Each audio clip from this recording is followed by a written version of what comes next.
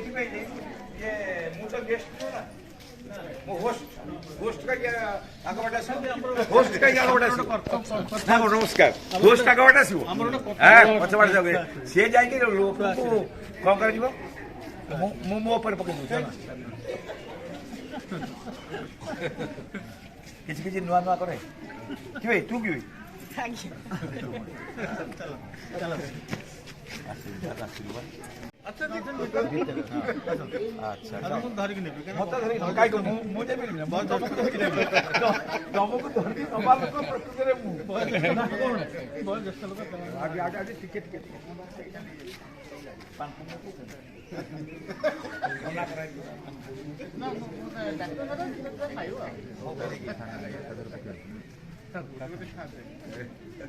ना ना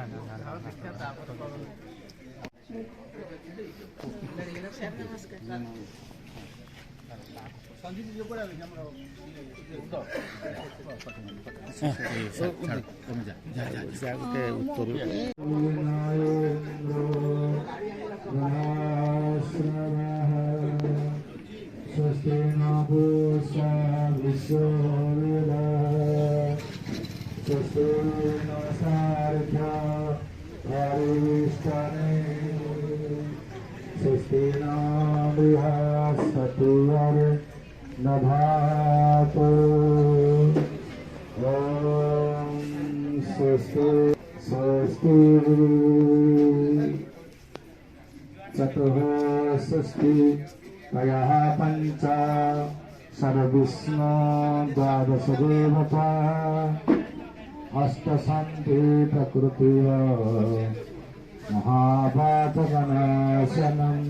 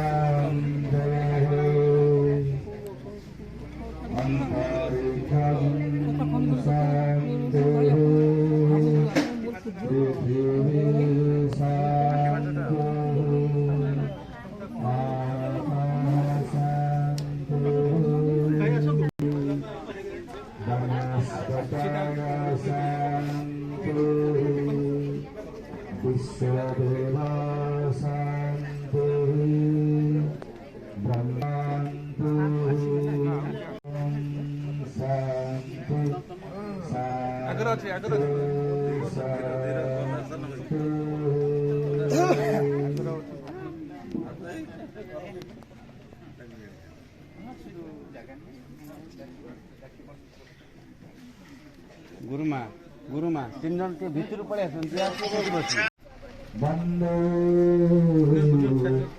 लोकाभिरामं रघुकुलतिलकं राघवं रावणारूढं शान्तं शश्वतमप्रमेयमनघं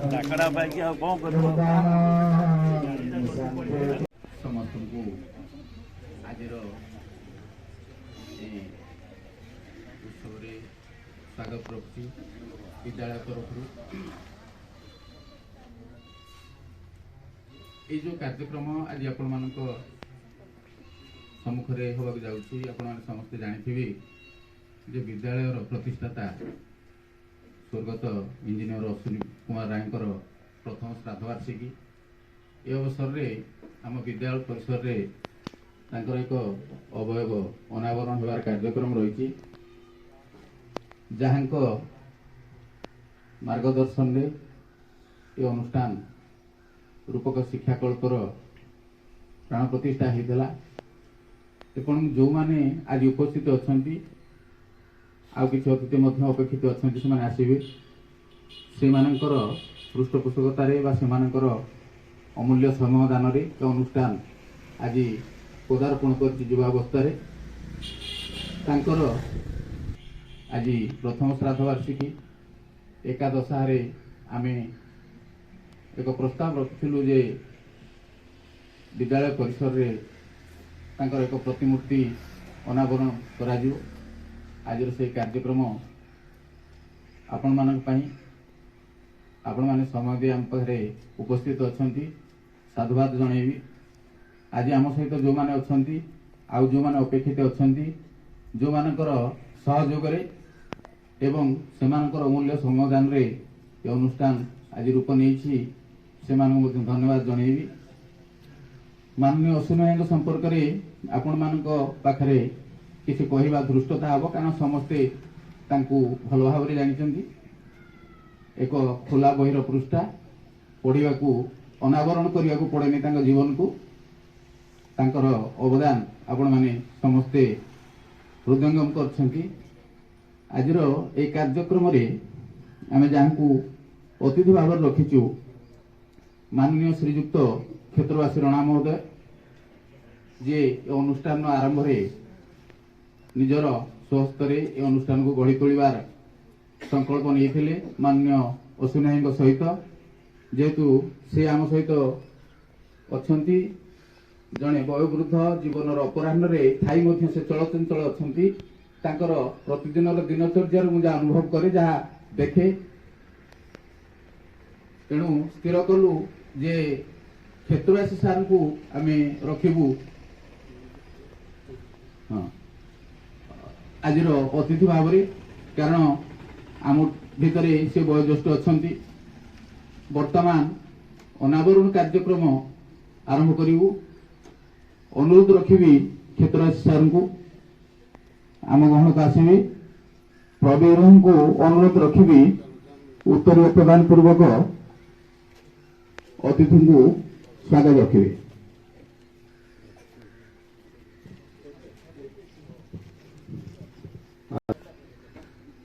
कार्यक्रम जार दान आज जार परिश्रम आज ये अनुष्ठान गढ़ी उठी से महान व्यक्तित्व से प्रतिष्ठाता राय वर्तमान मुझे छवि अच्छी वर्तमान आम गहन अच्छा श्रीयुक्त क्षेत्रवासी रणा वरिष्ठ शिक्षाविद प्रतिष्ठाता सदस्य एवं तांकर अवदान अतुलनीय अनुष्ठान प्रति तांकु मु अनुरोध करुच्ची से स्वर्गत अश्विनी नायक स्टाच्यू को उद्घाटन करेंगे। नमस्कार।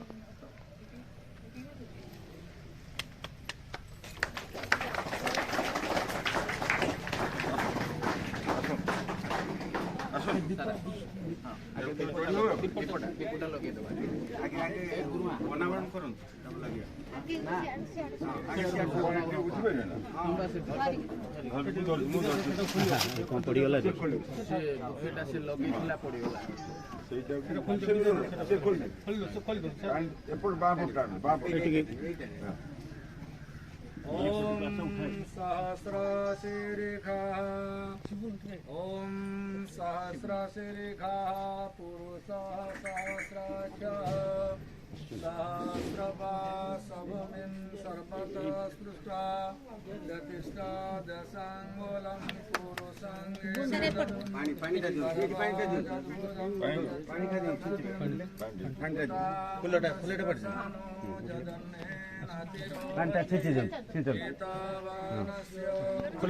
फुला धरी मूर्ति गुरुमा पड़े मूर्ति मूर्ति हाँ छिंचन रखन गजरटा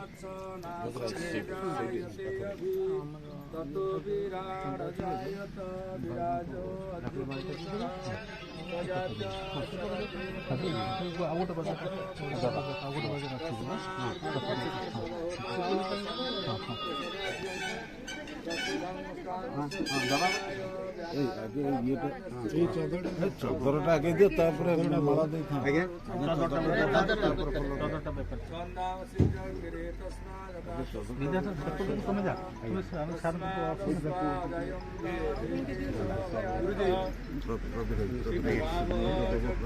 ना ये दे ये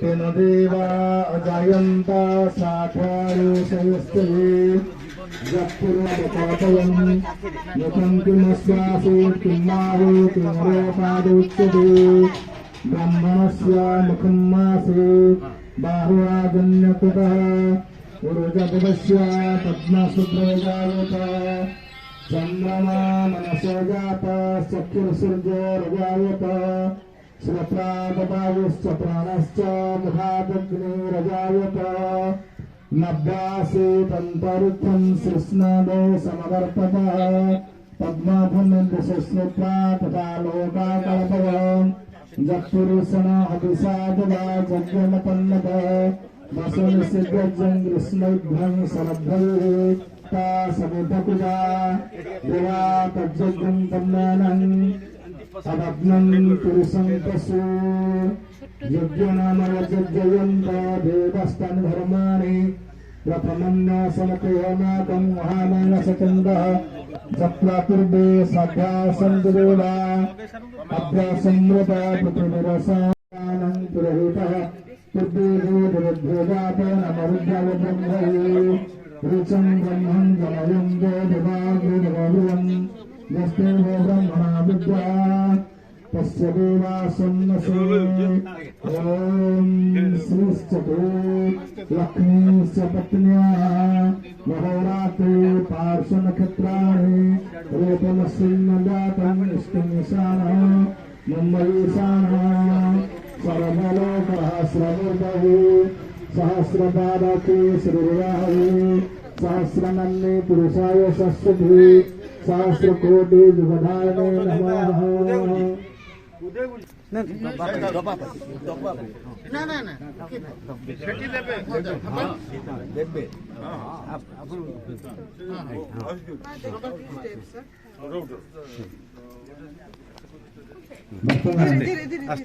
ମୁଁ ସମସ୍ତଙ୍କୁ ଅନୁରୋଧ ରଖିବି କ୍ରମାନ୍ୱୟରେ ପୁଷ୍ପ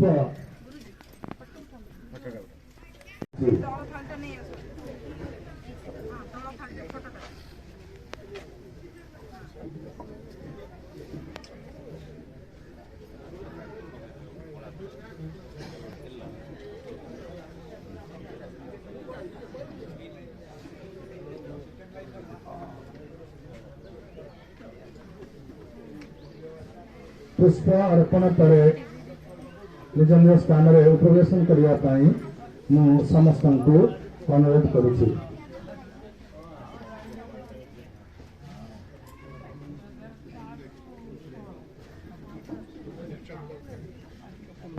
मैंने आसी पुष्प अर्पण करंतु।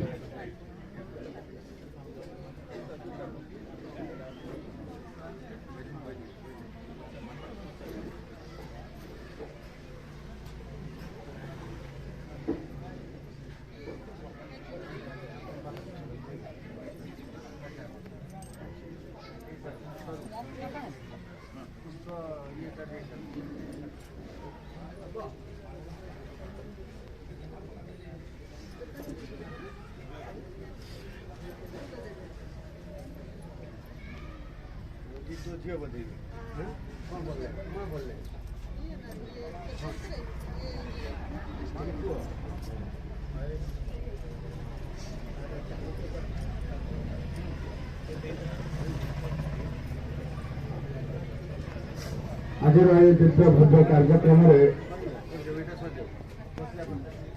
पुष्प अर्पण करंतु ए महान अनुभव एवं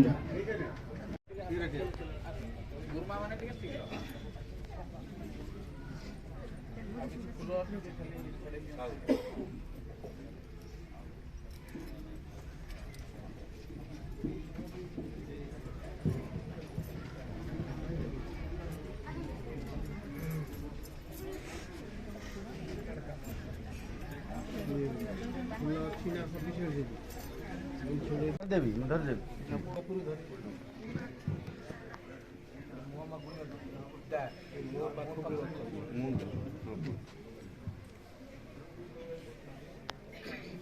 ଉପସ୍ଥିତ ଏ ଅନୁଷ୍ଠାନର ଶୁଭେଚ୍ଛୁକ କର୍ମକର୍ତ୍ତା ଏବଂ ଛାତ୍ରଛାତ୍ରୀ ଆଉ ମଙ୍ଗଳ ଯୋଉମାନେ ସମୟ ଦେଇଛନ୍ତି ଏ ସବୁକୁ ଅନୁରୋଧ କରୁଛି। ମୋର ବୟସ 95 ଚାଲିଛି। ବୟସର ବୋଝ ଏବଂ ତା ସହିତ ବ୍ୟାଧିର ଚାବୁକ ଅହର ମୁଁ ଅନୁଭବ କରୁଛି। ମୋର ଦୁଃଖ ଯେ ଆପଣମାନେ ମୋତେ ଏଠୁ ଅନାବରଣ କରିବା ପାଇଁ କହିଛନ୍ତି, ସୁଯୋଗ ଦେଇଛନ୍ତି। ମୋର ଜୀବନରେ କେଉଁଠି ବୋଧେ ପୂର୍ବ ଭାଗ୍ୟରେ ଥିଲା ଏ କଥା।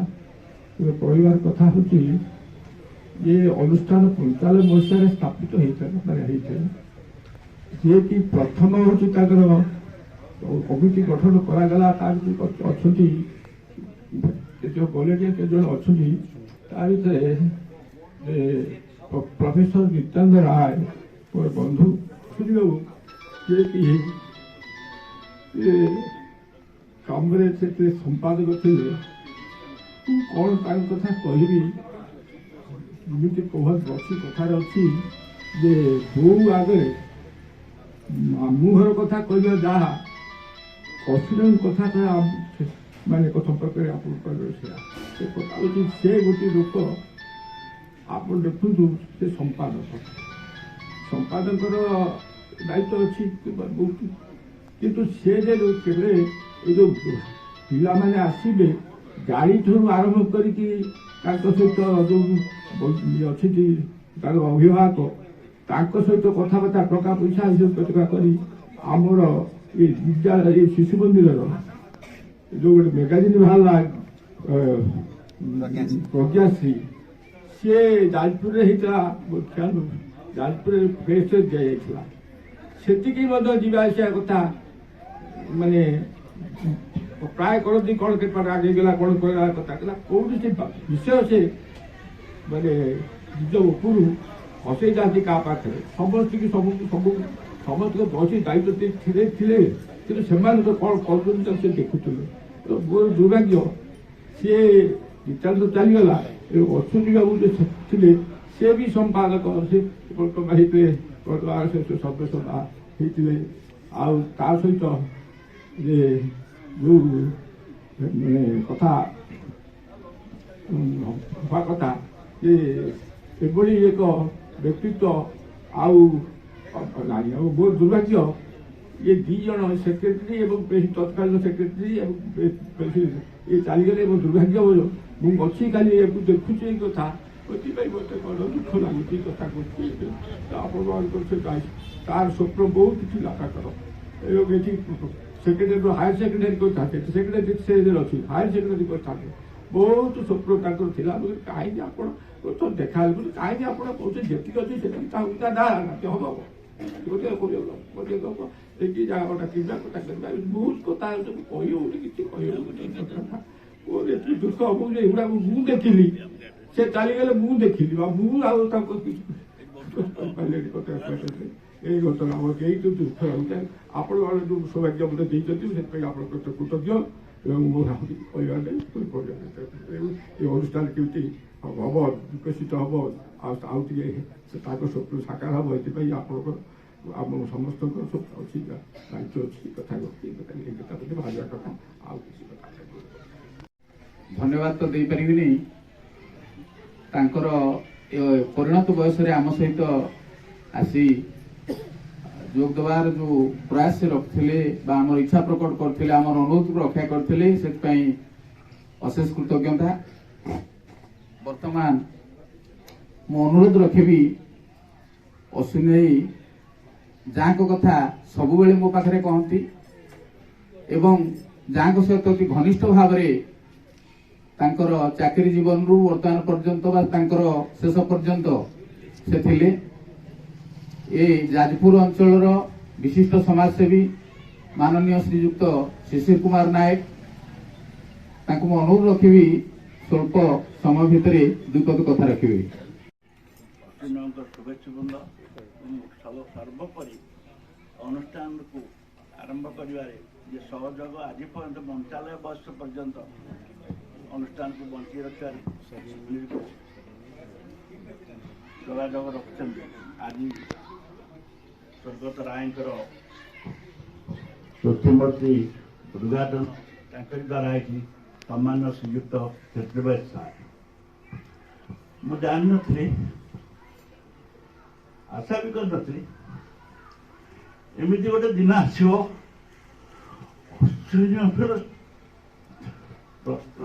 ଉଦ୍ଘାଟନ କରିବାରେ ମତେ ଉପସ୍ଥିତ ରହିବାକୁ ପଡ଼ିବ।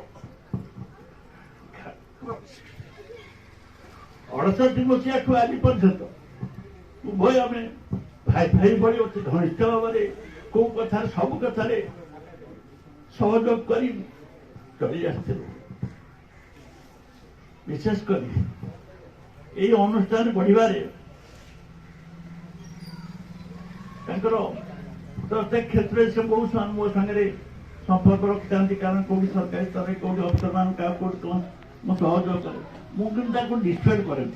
କାହିଁକି ମୁଁ ରାଜନୀତି ଜୀବନରେ ବହୁତ ଶିକ୍ଷାନୁଷ୍ଠାନ ସହିତ ସମ୍ପୃକ୍ତ ଶିକ୍ଷା ଗଢ଼ିଛି ଏବଂ ତାର ଯୋଉ କଣ୍ଟା ଝଣ୍ଟା କଳି ତକରା ଦ୍ୱନ୍ଦ୍ୱ ତା ଭିତରେ ଅଶ୍ୱିନୀ ଭଳି ଲୋକ ପଶିବାଟାକୁ ମୁଁ ଚାହୁଁନଥିଲି।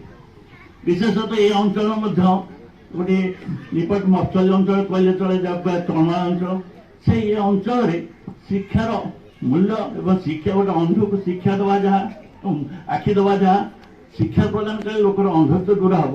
ସେ ସେଇ କଥାଟି ମୋତେ କହିଲେ, ଦେଖ ଆମ ଅଞ୍ଚଳରେ ମହିଳା କଲେଜଟି ହେଇଛି, ମମତା ହାଇସ୍କୁଲଟି ହେଇଛି, କିନ୍ତୁ ପିଲାଙ୍କର ଶିକ୍ଷାର ଯୋଉ ମୂଲ୍ୟ ସେଠି ଠିକ ପ୍ରକାଶ ପାଉନି। ସେଥିପାଇଁ ମୁଁ ଶିଶୁ ମନ୍ଦିରଟେ ପ୍ରତିଷ୍ଠା କରିବି ଏବଂ ସେତେବେଳେ ଶିଶୁ ମନ୍ଦିର ସାରା ଓଡ଼ିଶାରେ ନାଁ କରିଥାଏ। ଏବେ ବି ମଧ୍ୟ ସେ ନାଁ ଅଛି, କାରଣ ସେମାନେ ସଂସ୍କାର ଶିଖାନ୍ତି ପ୍ରାଥମିକ ସ୍ତରରେ ଏବଂ ତାପରେ ଶିକ୍ଷା ମୂଲ୍ୟ କରନ୍ତି। ସେ ନିଜକୁ ଏଥିରେ ଓତପ୍ରୋତ ଭାବରେ ଜଡ଼ିତ ହେଲା।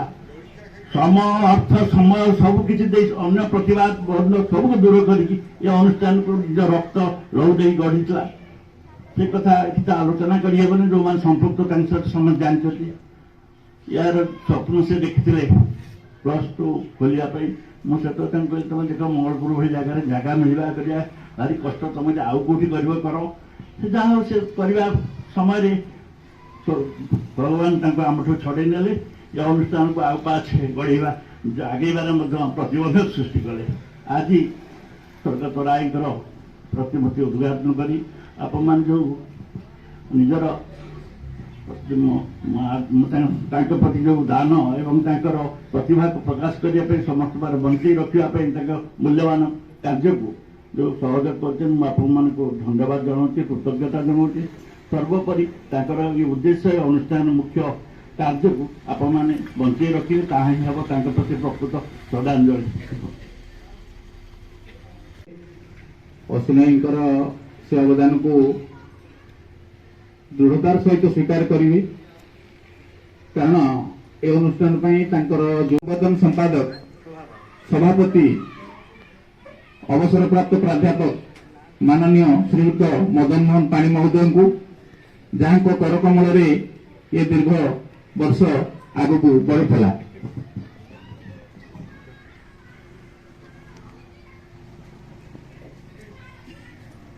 ଆଜିର ପ୍ରତିମୂର୍ତ୍ତି ଉନ୍ମୋଚନ ସ୍ୱର୍ଗତ ଅଶ୍ୱିନୀ ରାୟଙ୍କର ହେଉଛି ଏକ ସାଧୁ ଉଦ୍ୟମ। ଏଠାରେ ଉପସ୍ଥିତ ସମସ୍ତଙ୍କୁ ମୁଁ ଶୁଭେଚ୍ଛା ଜଣାଉଛି। ରଣା ସାର୍ଙ୍କୁ ପ୍ରଣାମ ଜଣାଉଛି, ଯାହା ଏହି ବର୍ଷ ସେ ଆସିଛନ୍ତି ଏଠାକୁ। ଅଶ୍ୱିନୀ ରାୟ ଏକ ଅଦ୍ୱିତୀୟ ପ୍ରତିଭା। ଅଶ୍ୱିନୀ ବାବୁଙ୍କର ପରିଚୟ ମଙ୍ଗଳପୁରେ ଆବଶ୍ୟକତା ନାହିଁ, ସମସ୍ତେ ଜାଣିଛନ୍ତି ତାଙ୍କୁ। କିନ୍ତୁ ଗୋଟିଏ କଥା, ଯଦି ମଙ୍ଗଳପୁରର ସାଂସ୍କୃତିକ, ଅର୍ଥନୈତିକ ଓ ବ୍ୟବସାୟିକ ପରିବର୍ତ୍ତନ ବା ଯାହାକୁ ଏକ ବିପ୍ଳବ କରିବା, ତାହା ଏଇଠାରୁ ବି ଆରମ୍ଭ ହୋଇଛି। ସରସ୍ୱତୀ ଶିଶୁ ମନ୍ଦିର ପ୍ରାୟ 5000ରୁ ଉର୍ଦ୍ଧ୍ୱ ପରିବାରକୁ ଗୋଟିଏ ସୂତ୍ରରେ ବାନ୍ଧିଛି। କେନ୍ଦ୍ରବିନ୍ଦୁ ହେଉଛି ଏଇଟା। ତେଣୁ ମଙ୍ଗଳପୁରବାସୀ, ଏହି ଅଞ୍ଚଳବାସୀ ସମସ୍ତେ ଆମେ କୃତଜ୍ଞତା ଜ୍ଞାପନ କରିବା ସ୍ୱର୍ଗତ ଆତ୍ମା ପ୍ରତି ଯାହା କରାଯାଇଛି।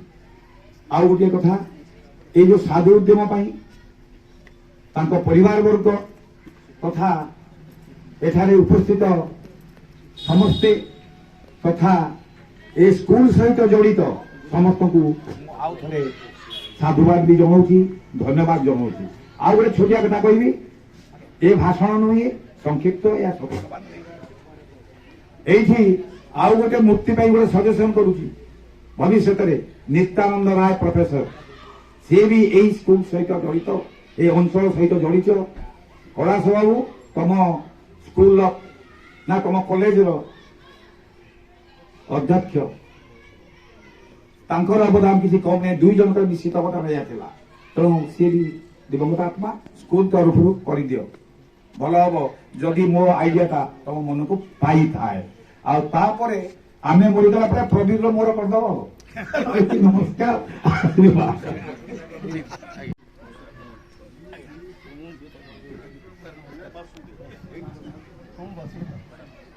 অনেক কৃতজ্ঞতা জ্ঞাপন করছি।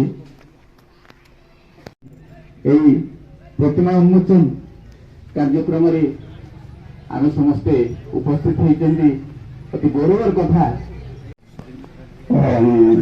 ভগবতী বাসুদেবায় নমঃ।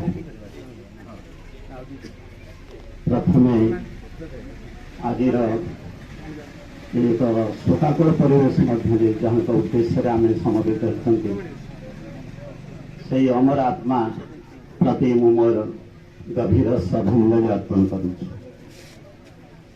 आज मुख्य अतिथि श्रीजुक्त चक्रवर्ती रणा सार महोदय, उपस्थित अनुष्ठान समस्त शिक्षक शिक्षयित्री, परिचालना कमिटीर समस्त सभ्य सभ्यावृंद तथा अश्विनी बाबू परिवार समस्त सदस्य आत्मीय स्वजन एवं श्रद्धा पिला माने, आज मनीष मरिब दिने देवता हेले भी मरे, सार्थक जीवन तार जहाँ पाई गुड़ी माटी छोड़े।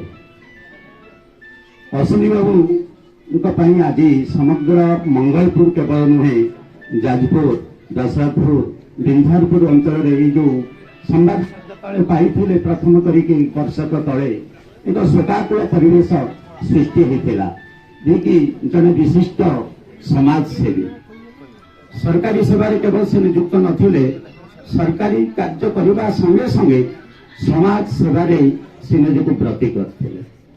अश्विनी बाबू अंचल अयास मो घर होते आज अश्विनी सहित मोर परिचित कराइबार जो प्रमुख भूमिका ग्रहण करते से शिशिर बाबू बरुणेश्वर हाईस्कल